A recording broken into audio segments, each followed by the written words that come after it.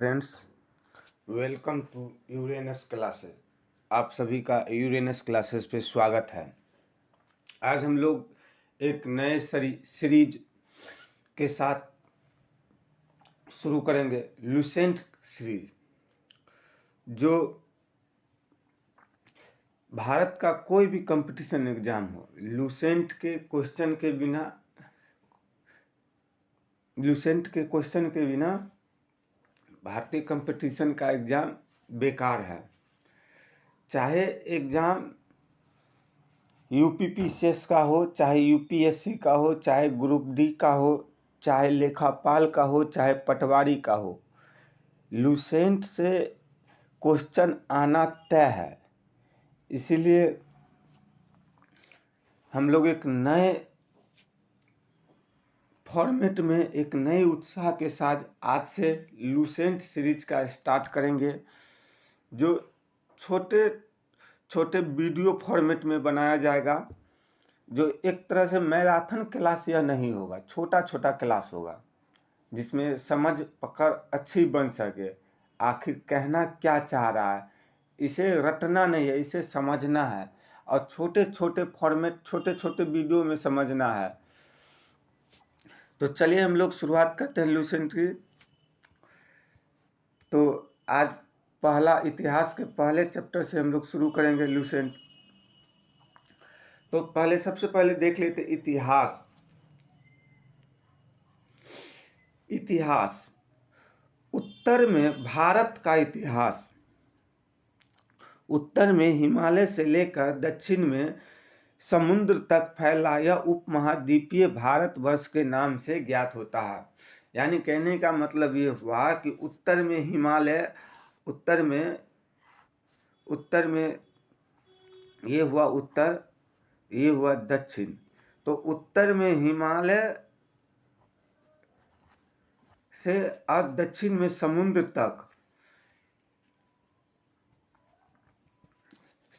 तक भारतवर्ष के नाम से ही ज्ञात होता है, जिसे महाकाव्य तथा पुराणों में भारतवर्ष अर्थात भरत का देश तथा यहाँ के निवासियों को भारतीय अर्थात भरत की संतान कहा जाता है। यूनानियों ने भारत को इंडिया तथा मध्यकालीन मुस्लिम इतिहासकारों ने इसे हिंद अथवा हिंदुस्तान का नाम से संबोधित किया। देखिए, भारत के इतिहास के संदर्भ में भारत को जो उत्तर में हिमालय से लेकर दक्षिण में समुद्र तक के एरिया को भारत कहा जाता है, जिसमें महापुराणों में, महाकाव्य पुराण में भारतवर्ष अर्थात भारतवर्ष क्यों पड़ा, भारतवर्ष का ही नाम, तो यह भरत का देश है। भरत के देश के नाम पर ही भारत देश पड़ा। लेकिन तथा जब इस देश के निवासी को भारतीय कहा गया। जब यूनानियों का भारत में आगमन हुआ था तो उन्होंने इसे इंडिया कहा था। और जब मध्यकालीन भारत में जब मुस्लिम इतिहासकार ने यहाँ आए थे तो उन्होंने हिंद कहा था, जिसके अथवा हिंदुस्तान पड़ा नाम। भारतीय इतिहास को अध्ययन की सुविधा के लिए 3 भागों में बांटा गया है: प्राचीन भारत, मध्यकालीन भारत और आधुनिक भारत। किसी भी चीज को अध्ययन करने के लिए, उसे सरल बनाने के लिए उसे डिवाइड किया जाता है, पार्ट बाय पार्ट में बांटा जाता है। तो इसी प्रकार भारत के इतिहास को भी सरल रूप से समझने के लिए और अच्छे से समझने के लिए भारतीय इतिहास के अध्ययनकर्ताओं ने इतिहास को 3 भागों में विभाजित किया। पहला प्राचीन भारत, दूसरा मध्यकालीन भारत और तीसरा आधुनिक भारत। अब इतिहास आखिर होता क्या है? बीता हुआ कल ही आज के लिए इतिहास है। जो कल बीत चुका है वो आज के लिए इतिहास है। जिस प्रकार 2019 में कोविड आया, तो जिस प्रकार 2019 में कोविड आया, तो आने वाला 40 साल 2040 में ये एक तरह का इतिहास हो जाएगा, या कहे तो 2090 में यह इतिहास होगा कि बहुत साल पहले भारत में एक ऐसा महामारी आया हुआ था, जिस समय लॉकडाउन लगा तो ये हुआ वो हुआ, ये सारा चीज बताया जाता है। तो बीता हुआ कल को ही आज हम लोग इतिहास कहते हैं। अब हम लोग देखते हैं कि प्राचीन भारत का इतिहास, तो प्राचीन भारत का इतिहास के स्रोत, तो प्राचीन भारत के इतिहास के स्रोत के बारे में जानकारी 4 प्रकार से मिलता है। तो 4 प्रकार से इस प्रकार होता है कि पहला बात धर्म ग्रंथ से मिलता है, फिर दूसरा ऐतिहासिक ग्रंथ से मिलता है, विदेशियों के विवरण से मिलता है, उसके बाद पुरातात्विक संबंधित साक्ष्य से मिलता है। जिस प्रकार 2019 में कोविड महामारी आया और 2090 में इतिहास बन जाएगा कि आज से करीब 70 साल पहले ऐसे ऐसे कोविड आया हुआ था। तो इस कोविड के बारे में जानकारी कैसे मिलेगा? फिलहाल तो 1990 में अभी, या कहें 2090 या 3090 में, तो आज के जनरेशन का तो आदमी तो उस समय में नहीं रहेंगे। तो अभी का पेपर या फिर क्या कहते हैं, कोई हार्ड डिस्क या कुछ ऐसा बुक जो मिलेगा, उसी स्रोत से उस समय के लोग ये पता कर पाएंगे। अगर मान कर चलिए कि हम लोग सुरक्षित नहीं रख पाए, न पेपर न बुक न हार्ड डिस्क या ऐसा कोई भी चीज़ हम सुरक्षित नहीं रख पाए, लेकिन किसी कारणवश यह दुनिया बदल जाती है, प्रलय होता है, बदल जाती है, तो फिर आने वाला जनरेशन को ये कैसे पता चलेगा? आने वाला जनरेशन को कभी ऐसा खुदाई में या कुछ चीज़ में ऐसा पेपर प्राप्त होगा, या फिर ऐसा हार्ड डिस्क या ऐसा बुक प्राप्त होगा, कुछ ऐसा चीज़ प्राप्त होगा जिससे अनुमान लगाया जाएगा कि आज से 200 साल पहले 2019 में एक ऐसा महामारी आया था जिसमें सभी को घर में बंद कर दिया गया था। उस समय उसे लॉकडाउन नाम दिया गया था। तो इस प्रकार हम लोग इतिहास के बारे में पता लगाते हैं। तो उसी प्रकार तो प्राचीन भारत के इतिहास के बारे में पता लगाने के लिए हम लोग 4 तरह के स्रोत का प्रयोग करते हैं: धर्म ग्रंथ, ऐतिहासिक ग्रंथ, विदेशियों का विवरण और पुरातात्विक संबंध साक्ष्य। तो अब हम लोग देखेंगे कि धर्म ग्रंथ एवं ऐतिहासिक ग्रंथ से मिलने वाली महत्वपूर्ण जानकारी। तो भारत का सर्वप्राचीन ग्रंथ धर्म ग्रंथ वेद है, जिसके संकलनकर्ता महर्षि कृष्णद्वैपायन वेद व्यास को माना जाता है। ये वेद वसुधैव कुटुम्बकम की उपदेश देता है। भारतीय परंपरा में वेद को नित्य और अपौरुष मानती है। वेद 4 तरह का होता है: ऋग्वेद, यजुर्वेद, सामवेद, अथर्ववेद। इन चारों वेदों को संहिता कहा जाता है। यानी कहने का मतलब ये हुआ कि धर्म ग्रंथ से हमें जानकारी मिलती है भारतवर्ष के बारे में। तो ये धर्म ग्रंथ का स्रोत क्या है? तो इस धर्म ग्रंथ का स्रोत है वेद। 4 तरह का वेद हुआ है भारत में। अब हम लोग देख लेते हैं कि भारत में ऋग्वेद, तो ऋचाओं के क्रमबद्ध ज्ञान के संग्रह को ऋग्वेद कहा जाता है। इसमें मंडल की संख्या 10 होता है। 10 मंडल, 1028 सूक्त। ध्यान रखिएगा कि 10 मंडल और 1028 सूक्त के बारे में एग्जाम में पूछा जाता है। एग्जाम में एकदम हर हाल में पूछा जाता है कि 10 मंडल और सूक्तों की संख्या ऋग्वेद में कितनी है? तो 1028 है। उसके बाद इस वेद के ऋचाओं को पढ़ने वाले ऋषि को होत्री कहा जाता है। इस वेद के ऋचाओं को पढ़ने वाले ऋषि को होत्री कहा जाता है। इस वेद में आर्य के राजनीतिक प्रणाली एवं इतिहास के बारे में जानकारी मिलती है। विश्वामित्र के द्वारा रचित ऋग्वेद के तीसरे मंडल में सूर्य देवता सावित्री को समर्पित प्रसिद्ध गायत्री मंत्र है।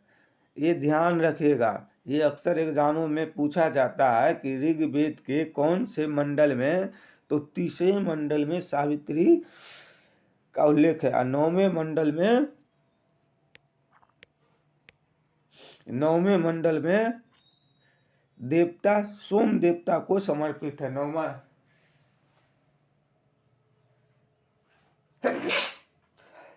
सॉरी इसके अलावा आठवें मंडल में हस्तलिखित ऋचाओं को खिल कहा जाता है। तो आठवें मंडल में तो आठवें मंडल की हस्तलिखित मतलब हाथ से लिखा हुआ ऋचाओं को खिल कहा जाता है।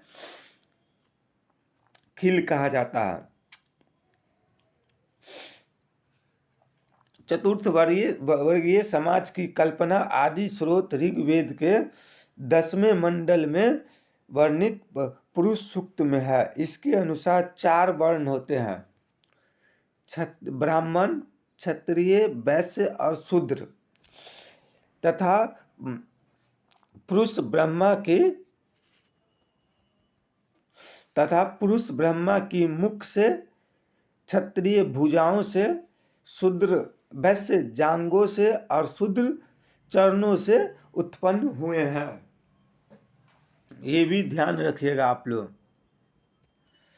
उसके बाद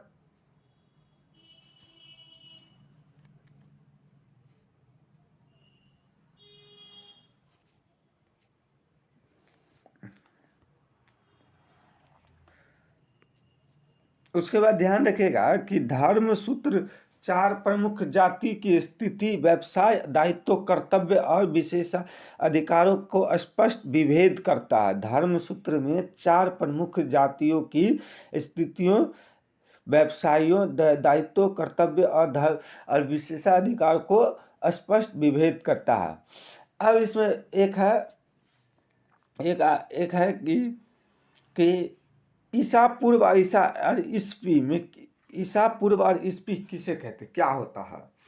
तो ईसा पूर्व और ईस्वी, तो ईसा पूर्व को ईसा मसीह के जन्म से पहले को ईसा पूर्व कहा जाता है, और ईसा मसीह के जन्म के बाद इसे ईस्वी कहा जाता है। तो मान लीजिए ये इंडिकेटर है और ये ईसा मसीह का जन्म है, ये ईसा मसीह जन्म है। तो ईसा मसीह के पूर्व में तो क्या होगा कि माइनस में जाएंगे, और ईसा मसीह के आगे तो इसे आगे बढ़ते हुए जाएंगे। ईसा मसीह के जन्म से आगे बढ़ते आज हम लोग 2023 में आ गए हैं। और ईसा मसीह के जन्म से पहले को माइनस में लिखेंगे, तो ईसा मसीह के जन्म से पहले को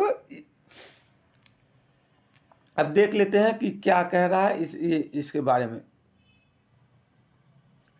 तो वर्तमान में प्रचलित Gregorian calendar, Isa Masih calendar, ईसाई कैलेंडर, जूलियन कैलेंडर ईसाई धर्म की ईसा मसीह के जन्म वर्ष पर आधारित है। तो जन्म वर्ष पर आधारित है। इसके जन्म से पहले को ईसा मसीह का ईसा पूर्व कहा जाता है। इसके जन्म के बाद को ईस्वी कहते हैं। ईसा पूर्व की वर्षों की उल्टा गिनती होती है। ईसा वर्षों की पूर्व की ईसा मसीह के जन्म से पहले की घटना को हम लोग उल्टी गिनती से समझते, उल्टी दिशा में गिनती होती है। जैसे महात्मा बुद्ध का जन्म 533 ईस्वी के पूर्व हुआ था और मृत्यु 483 ईस्वी पूर्व में हुआ था। तो चलिए अब हम लोग आगे चलते हैं, आगे क्या कहता है।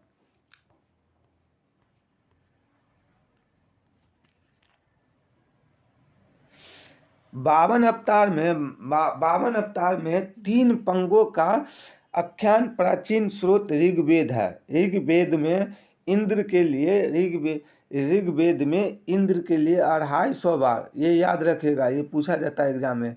इंद्र के लिए 250 बार, अग्नि के लिए 200 बार ऋचाओं का प्रयोग किया गया है।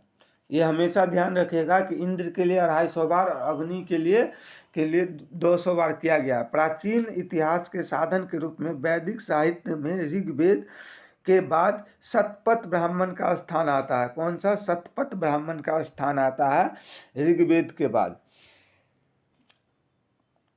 अब हम लोग थोड़ा सा देख लेते हैं यजुर्वेद के बारे में। तो यजुर्वेद के स्वस्वर पाठ के लिए मंत्रों तथा बलि के समय अनुपालन के लिए नियमों का संकलन यजुर्वेद में हुआ है। इसके पाठ्यकर्ताओं को आयुर्वेद कहा जाता है।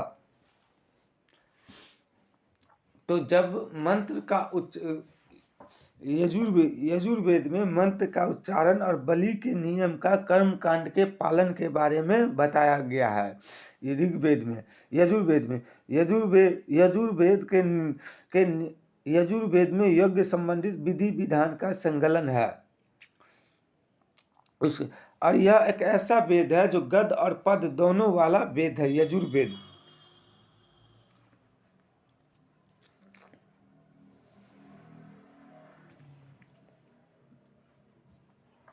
अब हम लोग चलते हैं सामवेद पे। तो सामवेद का शाब्दिक अर्थ होता है गान। इस वेद में मुख्यतः यज्ञों के अवसर पर गाए जाने वाले ऋचाओं मंत्र का संकलन किया गया है।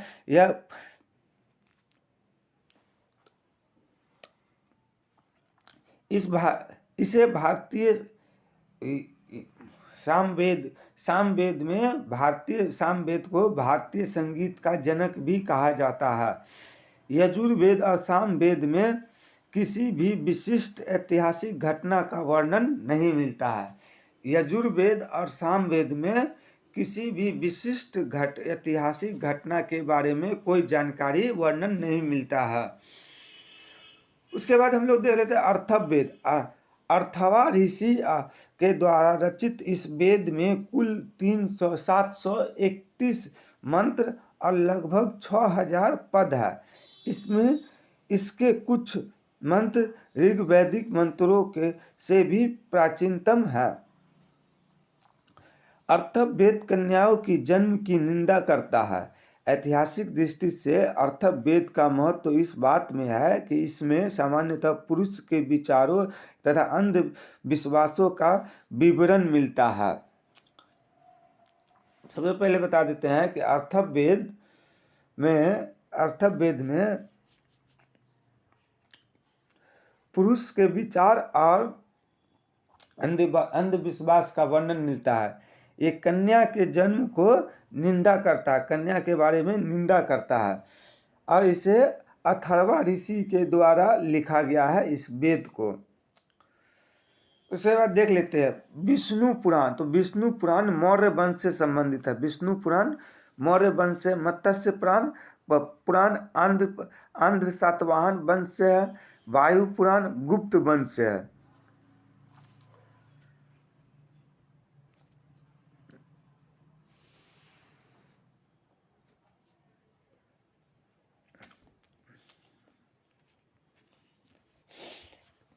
पृथ्वी सूक्त अर्थवेद के प्रतिनिधि सूक्त माना जाता है। इसमें मानव जीवन के सभी पक्ष, गृह निर्माण, कृषि की उन्नति, व्यावसायिक मार्गों का गहन खोज, रोग निवारण, समन्वय, विवाह तथा परिणय गीत, राजभक्ति, राजा के चुनाव, बहुत से वनस्पतियों एवं औषधि, साप, वशीकरण, पाश्चात्य मातृभूमि महात्म्य आदि का विवरण मिलता है।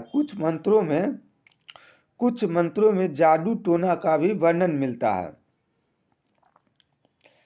अर्थवेद में परीक्षित को कुराओं को राजा कहा गया है तथा कुरु देश की समृद्धि की अच्छा चित्रण मिलता है।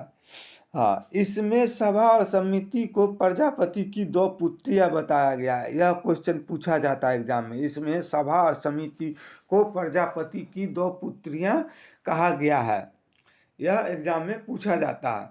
उसके बाद सबसे प्राचीन वेद ऋग्वेद और सबसे बाद वाला वेद अथर्ववेद को कहा जाता है।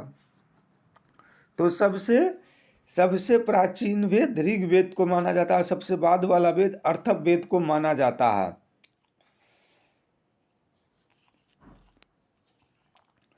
इसी प्रकार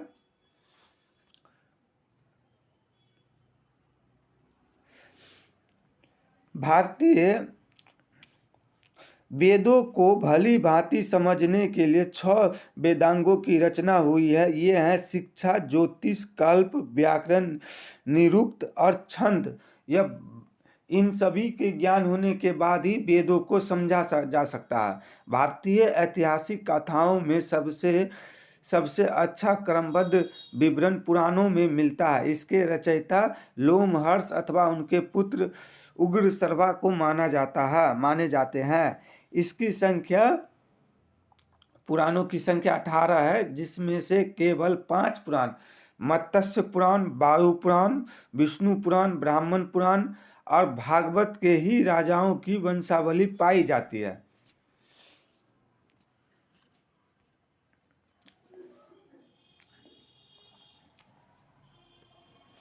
तो पुराणों में मत्स्य पुराण सबसे प्राचीन एवं प्रमाणिक है।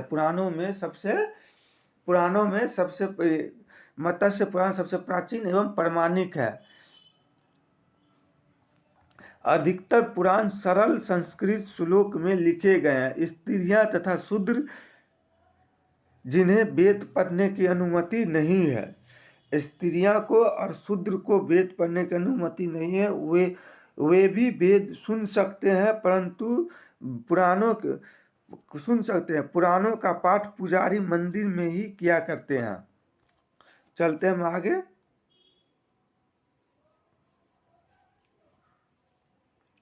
आगे कहता है कि स्त्री की सर्वाधिक गिरी हुई स्थिति मैत्रेयी संहिता से प्राप्त होती है, जिसमें जुआ और शराब की भांति स्त्री को पुरुष की तीसरा मुख्य दोष बताया गया है। मैत्रेयी संहिता में बताया गया है। शतपथ ब्राह्मण में स्त्री को पुरुष की अर्धांगिनी कहा गया। ये बात ध्यान रखिएगा कि शतपथ ब्राह्मण में स्त्री को पुरुष की अर्धांगिनी कहा गया है। मनु स्मृति ग्रंथों में सबसे प्राचीन एवं प्रमाणिक मनु स्मृति मानी जाती है। यह शुंग काल का मानक ग्रंथ है।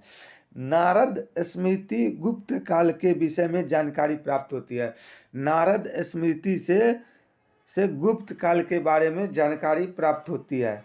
जातक में बौद्ध के पुनर्जन्म की कहानी का वर्णन है। हीनयान का प्रमुख ग्रंथ कथावस्तु है, जिसमें महात्मा बुद्ध का जीवन चरित्र अनेक कथानकों के साथ वर्णित है। जैन साहित्य को आगम कहा जाता है। ये पूछा जाता है एग्जाम में। जैन साहित्य को आगम कहा जाता है। जैन धर्म का प्रारंभिक इतिहास कल्प सूत्र से ज्ञात होता है। जैन ग्रंथ भगवती सूत्रों में महावीर के जीवन कृत्य तथा अन्य समकालिकों के साथ उसके संबंधों का विवरण मिलता है। उसके बाद कह रहा है कि अर्थशास्त्र के लेखक चाणक्य, जिसे कौटिल्य, विष्णुगुप्त भी कहा जाता है, यह 15 अधिकरणों में तथा 180 प्रकरणों में विभाजित है। इसमें मौर्यकालीन इतिहास की जानकारी मिलती है। तो अर्थशास्त्र के लेखक कौन है? चाणक्य है। यह राजनीतिक विज्ञान पर का बुक है।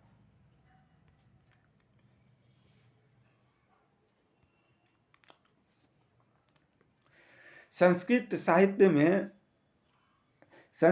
साहित्य में ऐतिहासिक घटनाओं को क्रमबद्ध क्रमबद्ध लिखने का सर्वप्रथम प्रयास कल्हण के द्वारा किया गया। कल्हण के द्वारा पुस्तक राजतरंगिणी, ये पूछा जाता है, राजतरंगिणी का संबंध कश्मीर के इतिहास से, सीधा सीधी पूछ दिया जाता है कि राजतरंगिणी का संबंध किसके इतिहास से है, तो कश्मीर के इतिहास से है।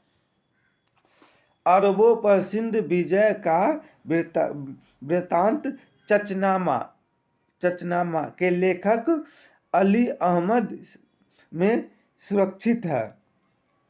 चचनामा में सिंध विजय का वृत्तांत में सुरक्षित रखा गया कि सिंध विजय पर किस तरह से विजय किया गया था, चचनामा में लिखकर।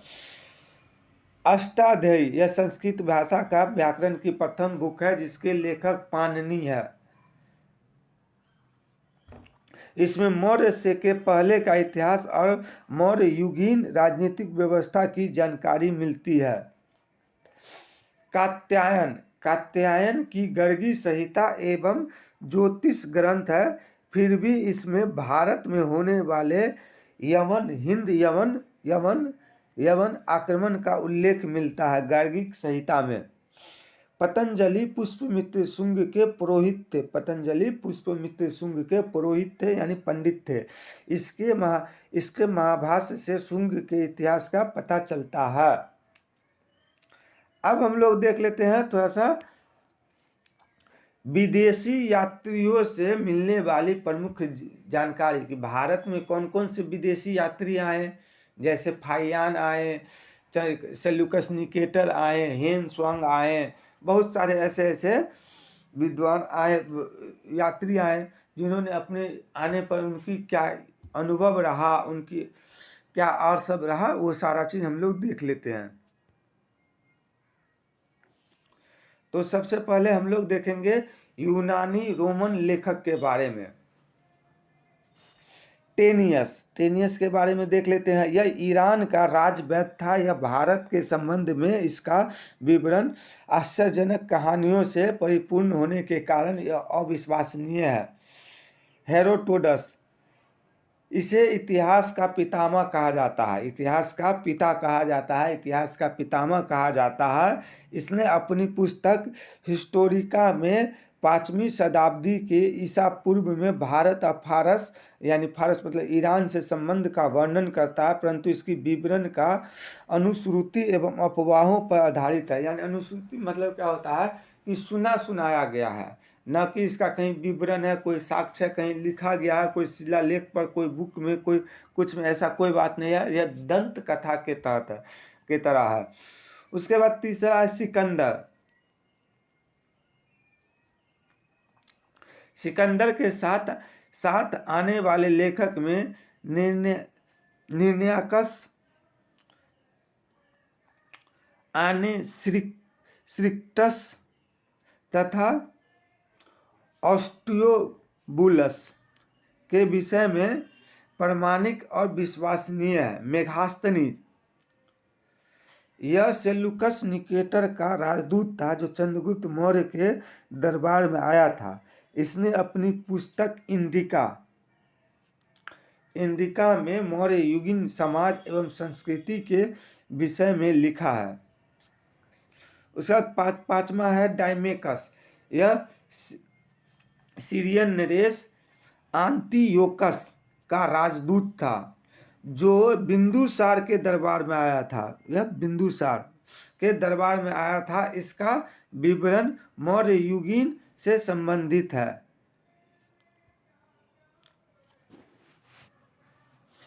उसके बाद है छठा है डायोनीसियन, यह मिस्र नरेश टॉलमी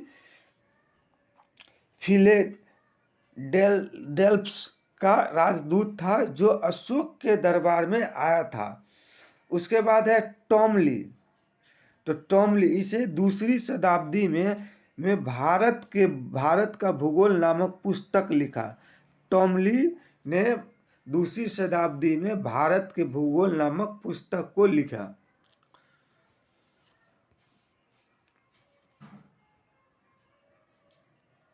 उसके बाद है प्लिनी,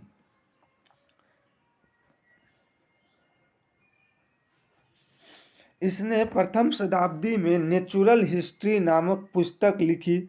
इसमें भारतीय पशुओं, पेड़ पौधों और खनिज पदार्थों आदि के बारे में विवरण मिलता है।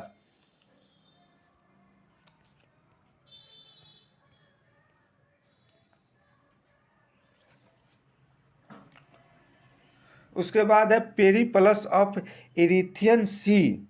ये भी ईरान के ही लेखक थे, रोमन के ही लेखक थे। इस इस पुस्तक में लेखक के बारे में जानकारी नहीं मिलती है। पुस्तक का नाम है कि पेरिप्लस ऑफ इरिथियन सी, एक पुस्तक का नाम है।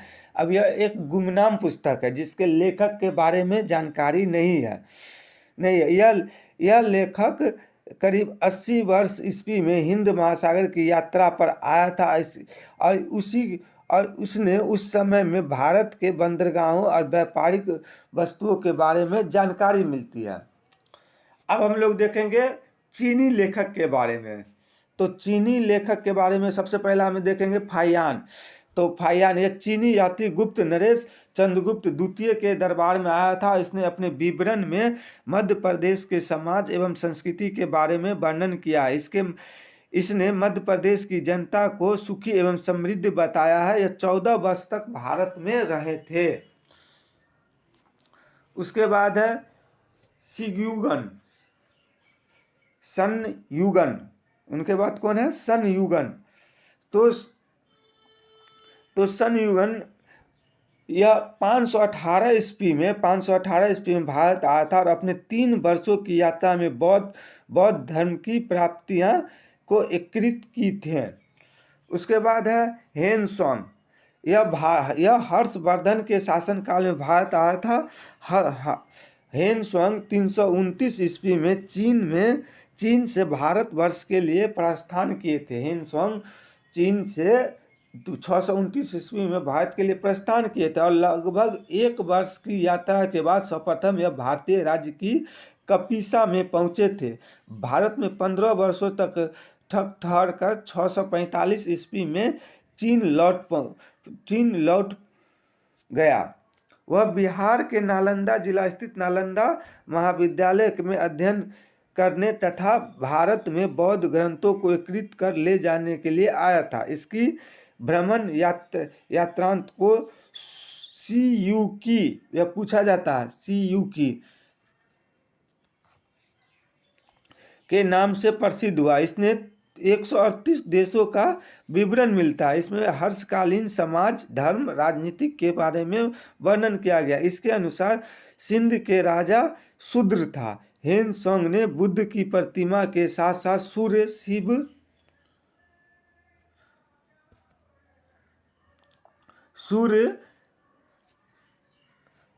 शिव की प्रतिमा का भी पूजन किया था। नोट: हेन सोंग के अध्ययन के समय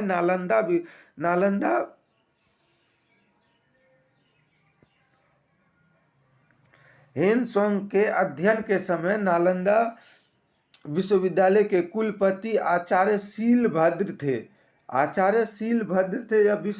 यह विश्वविद्यालय बौद्ध दर्शन के लिए प्रसिद्ध थे। उसके बाद इत सिंह, यह 7वीं सदी के अंत में भारत आया था। इसने अपने विवरण में नालंदा विश्वविद्यालय, विक्रमशिला विश्वविद्यालय और अपने समय और अन्य विश्वविद्यालय के बारे में वर्णन किए थे। उसके बाद तीसरा है अरबी लेखक। तो यह अरबी लेखक तो अलब्रूनी, सबसे अरबी लेखक में सबसे पहला आता अलब्रूनी। यह महमूद गजनी के साथ भारत आया था। अरबी में लिखी गई इसकी कृति किताब उल हिंद या तहकीक हिंद भारत की खोज आज भी इतिहासकारों के लिए एक महत्वपूर्ण स्रोत है। यह एक विस्तृत ग्रंथ है जो धर्म और दर्शन, त्यौहार, खगोल विज्ञान, कीमिया, रीति रिवाज और प्रथाओं, सामाजिक जीवन, भार तौल, नाप विधियाँ, मूर्तिकला, कानून, मापदंड विज्ञान आदि विषय के आधार पर 80 अध्यायों में विभाजित है। इसमें राजपूतकालीन समाज, धर्म, रीति रिवाज, राजनीतिक आदि पर सुंदर से प्रकाश डाला है। उसके बाद है इब्न बतूता। इसके बाद इब्न बतूता, इसके द्वारा अरबी भाषा में लिखा गया उसका यात्रांत जिसे रहीला कहा गया, रहीला कहा गया, रहेला कहिए, सफरनामा कहिए। 14वीं शताब्दी में भारतीय उपमहाद्वीप में सामाजिक एवं सांस्कृतिक जीवन के विषय में बहुत ही प्रचुर एवं और इसके रोचक जानकारियां देता है। 1333 ईस्वी में यह दिल्ली पहुंचकर इसकी विद्वता से प्रभावित होकर सुल्तान मोहम्मद बिन तुगलक ने इसे दिल्ली का काजी यानी न्यायाधीश नियुक्त कर दिया। अन्य लेखक में देख लेते हैं, अन्य लेखक में तारकनाथ। यह एक तिब्बती लेखक था जिसने कन्यूर तथा तंग्यूर नामक ग्रंथ की रचना की। इसे भारतीय इतिहास के बारे में जानकारी मिलती है। उसके बाद है मार्को पोलो। यह 13वीं शताब्दी के अंत में पांड्या देश की यात्रा पर आए थे। इसके विवरण इतिहास के अध्ययन के लिए उपयोगी है। अब हम लोग देख लेते हैं पुरातत्विक संबंधित साक्ष्य मिलने वाली जानकारी। 1400 ईसा पूर्व के अभिलेख बोजाग कोई एशिया माइनर से। उसके बाद वैदिक देवता मित्र, वरुण, इंद्र, नास्त्य जैसे अश्विनी कुमार किसके नाम मिलते हैं।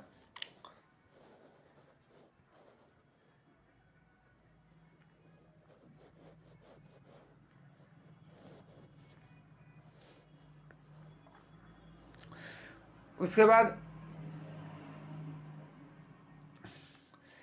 भारत में मध्य भारत में भागवत धर्म को विकसित होने का प्रथम प्रमाण यमन राजदूत होलियोडोरस के वेश नगर विदिशा से के गरुड़ स्तंभ लेख से प्राप्त होता है।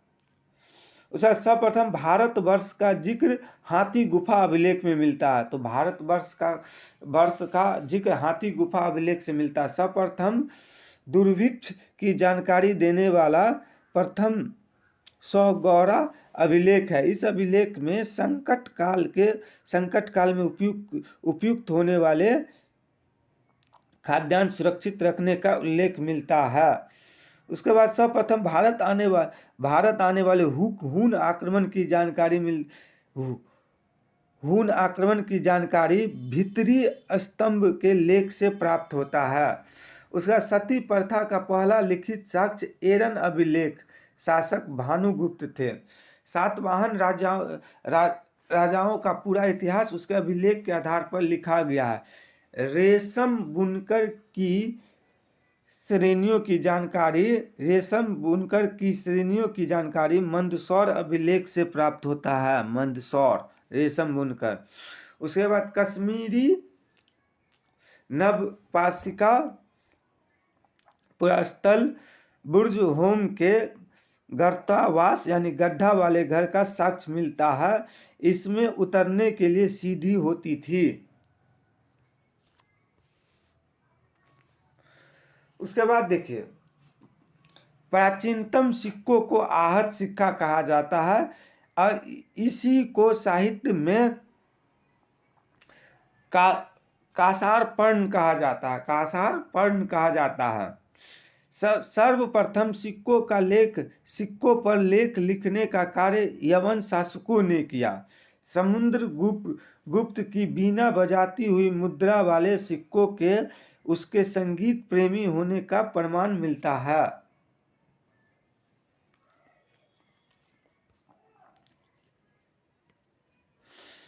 उसके बाद अरिकमेडु पांडुचेरी के निकट है से रोमन सिक्के प्राप्त हुए। अरिकमेडु से रोमन सिक्के प्राप्त हुए हैं। सबसे पहले भारत में के संबंध में बर्मा, सुवर्ण भूमि वर्तमान में म्यांमार, मलाया, स्वर्ण द्वीप, कंबोडिया, जावा द्वीप से स्थापित हुए थे। अब हम लोग देख लेते हैं हाथी गुफा अभिलेख कलिंग राजा खारवेल ध्यान रखिएगा, ये इम्पोर्टेंट है। जूनागढ़ अभिलेख, गिरनार अभिलेख, रुद्र दामन गुजरात, नासिक अभिलेख गौतमी पुत्र गौतमी बालश्री सातवाहन वंश, प्रयाग स्तंभ लेख समुद्रगुप्त गुप्त वंश, एहोल अभिलेख पुलकेशिन द्वितीय चालुक्य वंश, मंदसौर अभिलेख मालवा नरेश यहोवर्मन शायद गौर वंश, ग्वालियर अभिलेख प्रतिहार नरेश भोज, भित्री एवं जूनागढ़ अभिलेख स्कंदगुप्त अभिलेख, और देवपारा अभिलेख बंगाल शासक विजय सेन। नोट, अभिलेख के अध्ययन को इपिग्राफी कहा जाता है, ध्यान रखिएगा।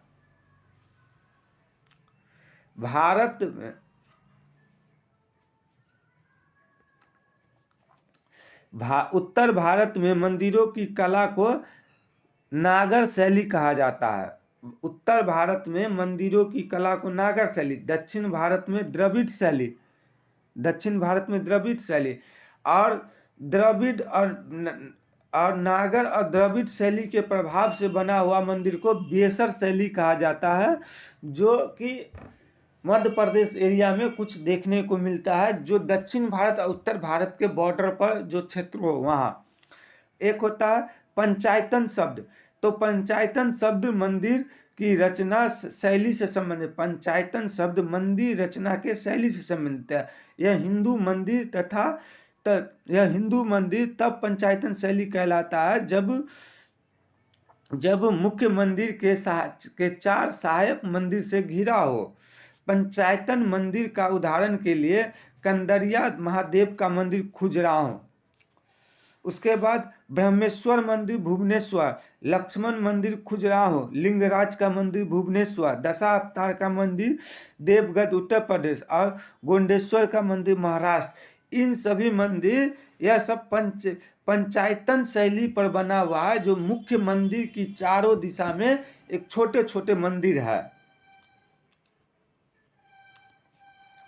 अब हम लोग चलते हैं तीसरा टॉपिक पर, चलते हैं प्राग ऐतिहासिक काल पर चलते हैं। हम लोग तीसरा टॉपिक पर चलते हैं।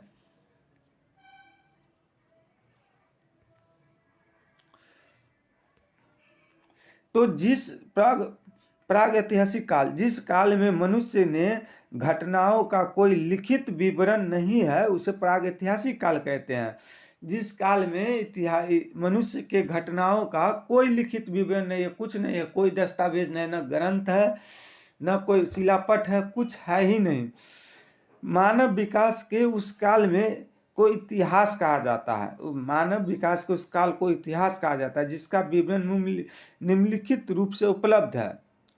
संस्कृति, मालवा संस्कृति में काला एवं लाल बर्तन मिलता था। बुजुर्ग होम में धूसर रंग का बर्तन मिलता था। जोखे इसमें लाल रंग का मिलता था। और दक्षिण नवपाषाण में चमकीला भूषण, और पूर्वी नवपाषाण में लाल भूरा लाल मिलता था।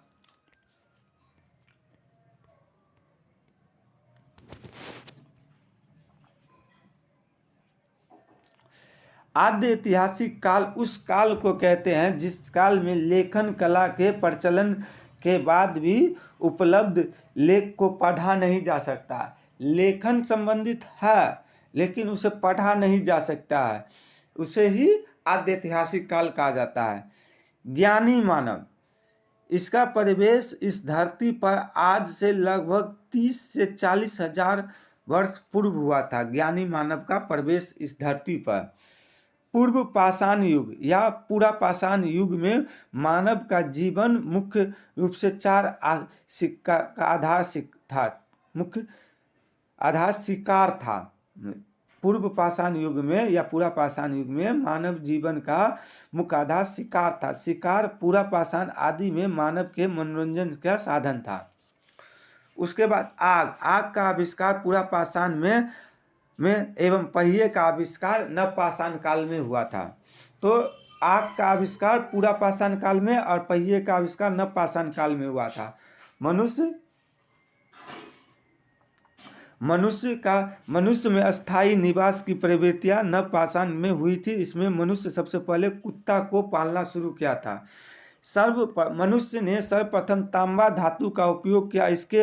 इसके द्वारा बनाए जाने वाला प्रथम औजार कुल्हाड़ी था। कृषि का आविष्कार नवपाषाण काल में हुआ। प्रागैतिहासिक में अन्य उत्पादक स्थल मेहरगढ़ पश्चिम बलूचिस्तान में अवस्थित है। कृषि के लिए अपनाई गई सबसे प्राचीन फसल गेहूं था एवं जौ था, लेकिन मानव द्वारा निर्मित सर्वप्रथम युक्त अनाज चावल है। मानव द्वारा सर्वप्रथम उपयुक्त अनाज चावल है। कृषि का प्रथम उदाहरण मेहरगढ़ से प्राप्त हुआ है। कोलीडिभा का संबंध चावल के प्राचीनतम साक्ष्य से है।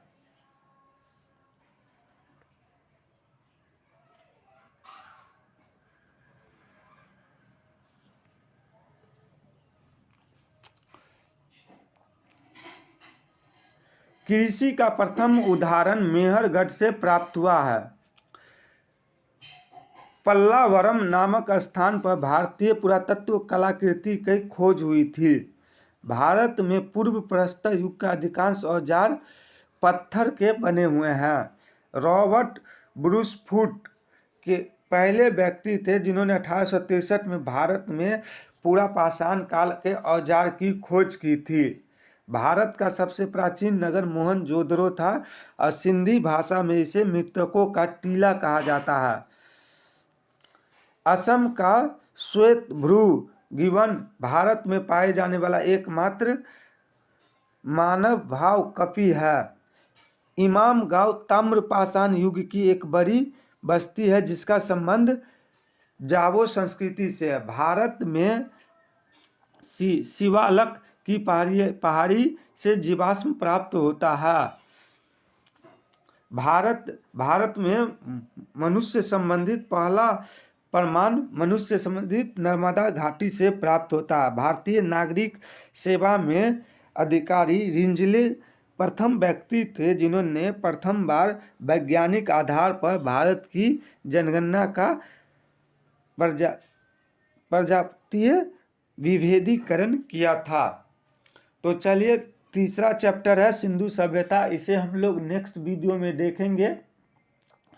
वीडियो को अंत तक जरूर देखिएगा। अगर अच्छा लगता है तो अपने दोस्तों के भी शेयर जरूर कीजिएगा और चैनल पर नए हैं तो सब्सक्राइब जरूर कीजिएगा। धन्यवाद।